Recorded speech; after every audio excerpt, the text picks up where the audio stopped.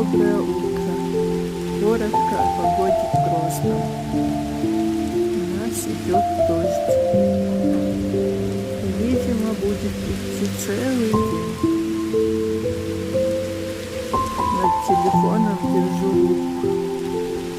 Этот листочек так и висит давным-давно.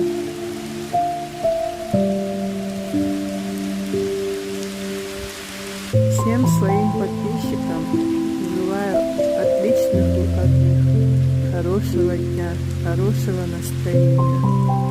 Пусть в вашей жизни все будет хорошо. Пусть будет мир во всем мире. Палестине подписали соглашение, говорят. Не знаю, можно ли этому верить.